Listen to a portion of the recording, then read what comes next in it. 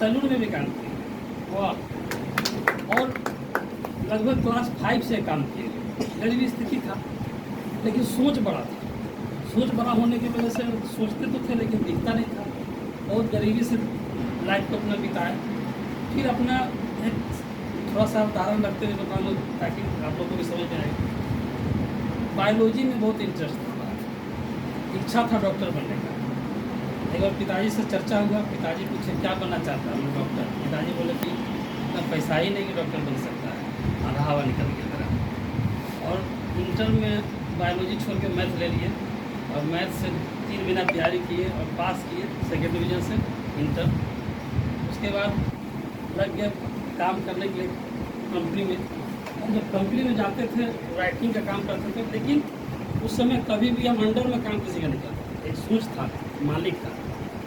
कई बार वहाँ के GM साहब ने कहा कि आपको मतलब परमानेंट हम यहाँ के स्टाफ रख देते हैं, आप रहिए। हम नहीं सर, हमारा जो काम है हम केवल टेंडर लेंगे, क्योंकि पढ़ाई भी करेंगे, जितना मेरे पास उस समय उस हिसाब से काम जरूर कर जाएंगे। ये मेरा शुरू से सोच रहा है। मैं पेंटिंग भी करना शुरू किया तो किसी के अंडर में जाके नहीं सीखा, स्वतंत्र रूप से सीखा। इसके बारे में भी चर्चा करेंगे। और कलाकारी के लाइन में भी अपना कुछ, आज तक कॉलेज का मुझे नहीं देखे, लेकिन कॉलेज वाले लोग हमसे आते हैं अध्ययन करने के लिए। और बहुत ऐसे उदाहरण हैं जो आज स्टूडेंट अच्छे मुकाम पे हैं। अच्छा, सबसे बड़ी बात है जब सबलेसर का मीटिंग अटेंड किए तो दिखा एक बात कि वहाँ पे हम लोगों ने, विश्वरंजन सर भी बहुत ऐसे स्टूडेंट को पढ़ाए होंगे जो पढ़ करके बहुत अच्छे पोस्ट पे होंगे, लेकिन विश्वरंजन सर का स्थिति क्या है, उनसे बेहतर तो नहीं है। बहुत ऐसे होंगे जिनसे बेहतर है, लेकिन यहाँ पर वो सिस्टम नहीं है। लेकिन आरसीएफ सिस्टम में हमने पाया कि अगर वो स्थिति अगर यहाँ होगा तो निश्चित, अगर मान लीजिए नीचे अगर कोई डायमंड बन जाएगा 2 स्टूडेंट, तो क्या हमको कोई स्टार डायमंड से रोक सकता है? क्या नहीं। यही बात समझ में आया सिस्टम में। और पहली बार सर ने बताया जब ये एक इंडस्ट्री है, एमएलए इंडस्ट्री है। थोड़ा सा लगा बात, इंडस्ट्री क्या है भाई, हम लोग थोड़ा सा इसी पे आज चर्चा करेंगे। सबसे पहले तो ये सिस्टम शुरू कहाँ से होता है, इसका जो मुख्य उद्देश्य बहुत बड़े राष्ट्रीय स्तर का एक अभियान है। और इस अभियान के 3 मुख्य स्तंभ हैं। पहला है स्वास्थ्य रक्षा। हर कोई स्वस्थ रहना चाहते हैं, क्योंकि जब तक हम स्वस्थ नहीं होंगे तब तक किसी भी काम में मन नहीं लगेगा। Yes sir. हमारे पास अच्छा मिठाई भी अगर आ जाए तो मिठाई में टेस्ट नहीं मिलेगा, अच्छी बातें भी ठीक नहीं लगेंगे, अच्छे लोग भी पसंद नहीं आएंगे। उसका कारण क्या है? हमें स्वस्थ होना जरूरी है। कंपनी ने पहला उद्देश्य स्वस्थ को लेकर चला। आने वाले समय में कहा जाता है आरसीएम लोगों का जीवन बनने वाला है, क्योंकि इससे कोई मना कर ही नहीं सकता है। क्योंकि वो देखेंगे कि यहाँ पे लोग, जितने भी लोग हैं जो आते हैं, अगर स्वस्थ हो रहे हैं तो देख कर, निश्चित रूप से देख कर लोग आएंगे। क्योंकि लोग को बताने की ज़रूरत नहीं है, ये सिस्टम दिखाने की ज़रूरत है। आज सर जैसा बता रहे थे कि बिजनेस दिखाने की ज़रूरत है। इसमें पैसा मिलता है, स्वास्थ्य,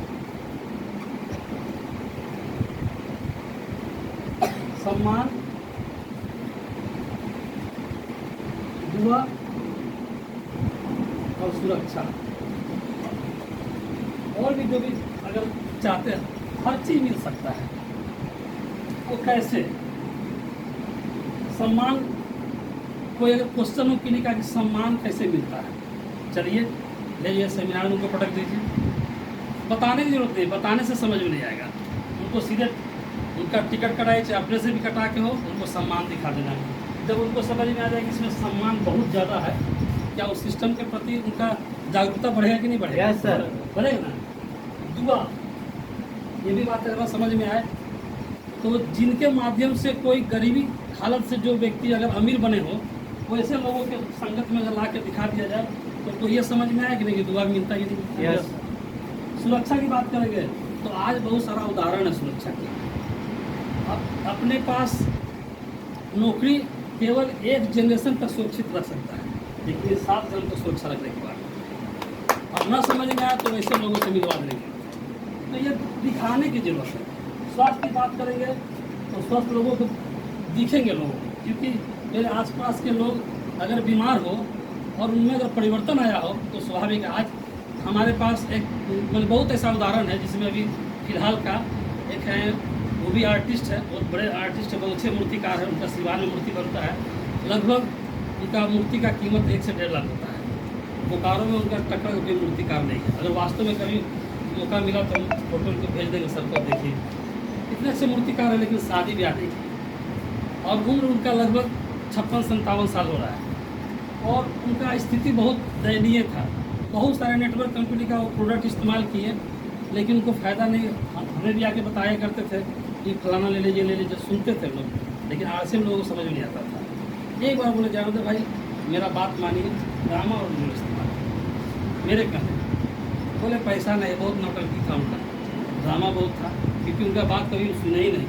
मेरे पास लगभग 10 नेटवर्क लेके आए होंगे, एक भी नेटवर्क पर नहीं सुना, इसलिए थोड़ा चिड़ भी होता है लोगों को। लेकिन गलती से गामा और वीडियो इस्तेमाल किया, 3 दिन के बाद कहते हैं इसमें तो दम है जी, कमाल का। बोले अभी लेते जाइए समझ में आएगा। वो मैंने जाने अनजाने में लोगों को बताना भी शुरू कर दिया। और एक संयोग बस सुबह फ़ोन आया, सोए में था, रात में था, 1-1.5 बजे तक जग गया था, क्योंकि कुछ अपना ऑनलाइन का भी अध्ययन होता है, इस वजह से धुन लग जाता है, लगने की वजह से कभी सही हम लोग कैसेट वगैरह सुनने की वजह से आरसीएम का तो थोड़ा सा ललक लग जाता, कभी कभी 1-1.5 बजे हो जाता है। सुबह 6 बजे फ़ोन किए, एक व्यक्ति उनका चेहरा को देख करके बोला जनार्दन भाई आपका तो बहुत चेंजिंग है। ये दिखाने की बात हम लोग करें, स्वास्थ्य दिखाने की बात। देखने के बाद वो व्यक्ति बोले कि